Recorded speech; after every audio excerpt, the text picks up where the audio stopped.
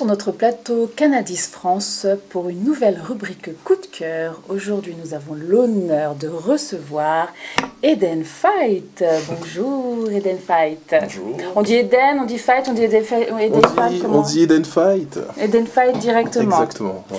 Donc tu es originaire de la Guadeloupe. Exact. Tu es un grand artiste du label Alizé Records. Oui. Alors, voilà. Comment la musique t'est venue déjà? Comment ça m'est venu? Moi, ça m'est venu très tôt, en fait. Parce que déjà...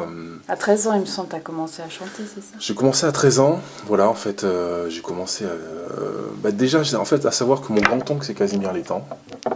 Donc, qui est quand même la personne qui a parlé, le premier qui a fait des émissions en créole, en fait, sur RFO, en Guadeloupe. Donc, c'est vrai que c'est quelqu'un que je voyais venir souvent... assez revendicatif quand même, puisqu'il a toujours été un rebelle en fait. Donc du coup, c'est vrai que naturellement, moi, ça m'a amené en fait à écrire.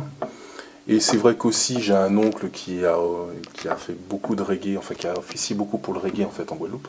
Donc par exemple, la première compilation reggae qui a été enregistrée en Guadeloupe, Karaoke Raga, c'est chez mon oncle que ça s'est fait. D'accord, donc c'est un peu de famille, la musique. Ouais, du coup, on a un truc, voilà, on a un truc qui fait que on a une connexion avec la musique. Il y a le sang qui coule, la musique. C'est ça. D'accord. Ouais. Donc toi, en fait, tu es ex-membre du KSS, donc ouais. c'est Karukera. Sound System. Voilà. Donc comment justement tu as été amené à collaborer avec KSS et à te séparer, pourquoi? Bon, en fait, la collaboration, c'était plus ou moins naturel. Parce que, en fait, la cité où j'ai grandi, où en fait, les Laurier City, voilà, il y avait quand même... c'est un vivier, en fait, c'est quand même un vivier d'artistes. Et du coup, il y avait des mecs comme Poupalin, Ragabolo, qui étaient souvent là. Et forcément, il y a eu une rencontre... Nigassan aussi, parce que j'ai beaucoup travaillé avec Nigassan aussi, donc c'est vrai que... Et donc du coup, il y a une connexion comme ça. À l'époque, en fait, il y a Brother Jimmy qui arrive en Guadeloupe, et puis comme il venait répéter dans la cité, voilà, une petite connexion, ça s'est fait, et puis en fait, et ça a amené en fait 2 albums, celui de 98 et celui de 2000. Voilà. Donc ton style de musique actuel, parce que moi j'ai eu l'exclusivité de voir ton super prochain clip, mais j'en dirai pas plus. Ouais. Donc ton style... Mon style actuel, c'est... Alors, à savoir que avec la sortie de l'album de 2010, avec justement Alizé Records, où il dit c'est vrai, tout ça, du coup, dans ce produit, il y avait en fait 3 pistes. Piste acoustique, piste plutôt électro et piste plutôt urbaine. Et donc du coup, aujourd'hui, ce qu'on est en train de travailler, ce qu'on va proposer, c'est un concept où en fait, j'utilise mes particularités, en fait, ma particularité reggae, puisque je suis baigné dedans en fait, et où on va inclure en fait d'autres morceaux, d'autres types de musique que j'écoute, d'autres influences, donc qui sont majoritairement urbaines et en anglais. Donc ça donne quelque chose, voilà, on essaie de développer une nouvelle identité, ou en tout cas un nouveau style de musique. Oui, j'ai vu ça et ça donne bien. Ça donne super bien. Le clip est magnifique en tout cas, je tiens à le signaler. Merci. Donc ta rencontre avec justement le label Alizé Records. Ouais. Notre rencontre, ça a été quelque chose de... ça a été justement mon retour en Guadeloupe.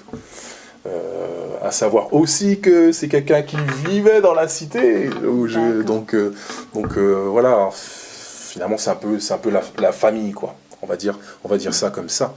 Et donc je suis venu avec un produit de retour en Guadeloupe que j'ai proposé à Rudy. Et puis en fait on a collaboré pour la sortie de ce projet. L'accouchement du bébé. D'accord. Voilà. Alors tu as eu un premier enregistrement sur l'album de Kennedy avec KSS, 2 albums faits en 98 et en 2000. Ouais. Comment ça s'est passé? Comment était ton coup de cœur justement pendant cette période?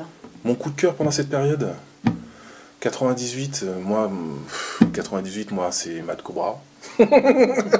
Mad Cobra, voilà, c'est Capleton aussi, c'est Bounty Killa, enfin voilà, c'est des artistes comme ça. Parce que c'est vrai qu'à cette période, j'ai fait mon premier voyage aussi en Jamaïque. Et donc, où en fait j'étais aussi suivi par RFO, donc on a fait quand même des émissions là sur place.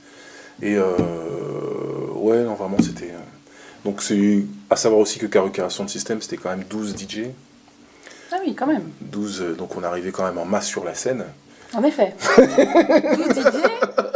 Normalement, on en a un. Lui, il vient avec 12 DJ. Oui, voilà. Donc on arrivait, on faisait un peu peur aussi. On fait partie de cette génération qui faisait aussi un peu peur parce qu'on avait aussi ce discours un peu rebelle face à d'autres personnes qui, voilà, c'était la période faste aussi du zouk. Et donc du coup, c'est vrai que nous, quand on arrivait, on avait cette image de personnes qui viennent foutre la merde. Brut, assez, voilà. on arrive. Oui, donc du coup, tout doucement, en fait, on a travaillé aussi pour que les gens comprennent que ce qui est dit, c'est surtout un amour en fait de la musique. C'est un ressenti. C'est un ressenti dans un premier temps, et puis c'est aussi revendiquer un certain nombre de choses, le mal-être et le malaise qu'il peut y avoir autour de nous, quoi. Et toi, tu penses qu'à travers justement toutes ces styles de musique, on peut vraiment donner tous nos messages facilement? Tu penses que justement ton public ressent le message que tu peux toi donner? J'espère. Moi, je suis issu de cette école où, en fait, j'allais en sound system, on allait en sound system, c'était pour écouter les messages. Donc, on se déplaçait, on était sur Pointe-à-Pitre, on était assis dans une voiture pour aller dans un sound system à Basse-Terre, parce qu'en fait, c'était là qu'il y avait les mecs qui venaient, ils chantaient des messages ou des trucs qu'on voulait écouter, quoi. J'avais 14-15 ans, voilà. Donc j'espère en tout cas perpétuer en tout cas ce que moi on m'a appris en fait. C'est ça l'idée. Mais un grand artiste comme toi, t'as pas été un moment en colère de voir un petit peu la musique qui s'est retournée dans tout ce qui était commercialisation, tout ce qui était... Qu'est-ce que t'en penses justement de la musique d'aujourd'hui? La musique d'aujourd'hui, moi je crois que alors c'est une évolution normale. C'est une évolution normale. Mon souci c'est que je pense que on n'écoute plus de la même manière. C'est un truc tout bête, hein. Par exemple, j'ai souvenir que, par exemple, aller dans une radio, proposer un titre, il fallait qu'il soit masterisé, par exemple. L'écoute aujourd'hui n'est plus la même, puisque en fait, maintenant, tu peux proposer un son MP3 qui est ultra compressé. Bon, ça, c'est une première chose. La deuxième chose, oui, par rapport au message, c'est vrai que, en fait, il est devenu un peu plus réducteur, mais en même temps, je me demande si c'est pas une évolution normale, quoi. Parce que peut-être que les gens ont envie d'entendre des choses plus légères. Mais d'un autre côté, je crois qu'il ne faut pas non plus abandonner ça à des fins commerciales, quoi. D'accord, la musique reste la musique de toute façon. Je crois bien. Alors 2010, sortie de l'album, Retour au pays avec Alizé. Ouais. C'est ce que tu nous disais tout à l'heure. Tu as eu à ton actif pas mal de concerts, notamment Montreux, Jazz Festival, Printemps de Bourges, Alsace, Allemagne. Moi, aujourd'hui, je veux savoir, qu'est-ce que tu nous prépares? Alors, aujourd'hui, on prépare un produit tout en anglais. Tout en anglais. Dans un premier temps, en fait, on a quelques titres qu'on va proposer, qui sont quasiment finalisés. Et puis un produit justement, comme je disais, où on va essayer de mélanger en fait les influences sans que ça devienne fourre-tout, hein, vraiment prendre les dans choses la même lignée. Dans la même lignée en tout cas, voilà. Et puis et une sortie prévue à la rentrée prochaine. Très bien. Durant justement ton expérience, ta rencontre coup de cœur, là où vraiment tu as dit waouh, je suis là, je suis content. C'était quand, c'était où, avec qui? Moi, je crois que ma rencontre coup de cœur, j'en ai deux.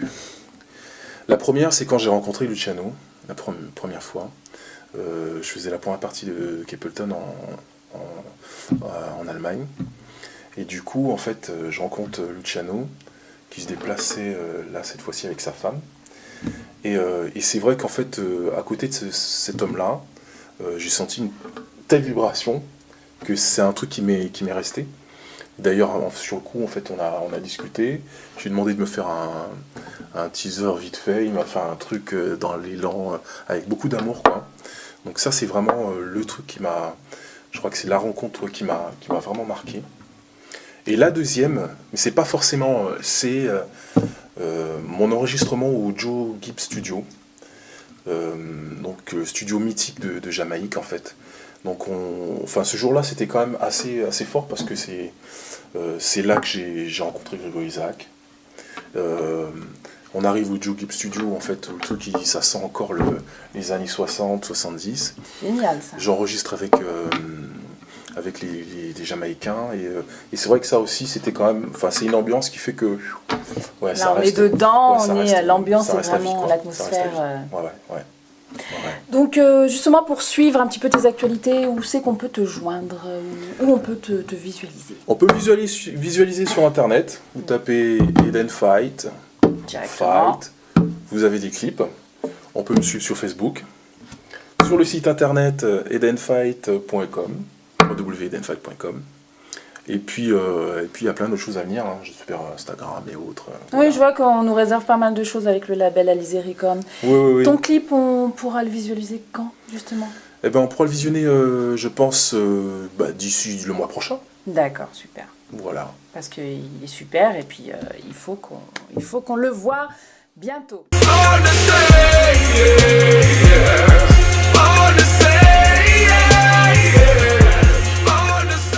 Merci Eden Fight d'être venu sur notre plateau Canal10 France. Ça a Merci été? à vous. Oui, ce fut un peu... Non, ça a été, c'était bien. Un peu quoi? Non, c'était pas mal, c'était agréable quand même. Bon, on va en discuter tous les deux après. Ouais. Donc merci Eden Fight d'être venu et moi je vous dis à bientôt pour une prochaine rubrique coup de cœur sur Canal10 France.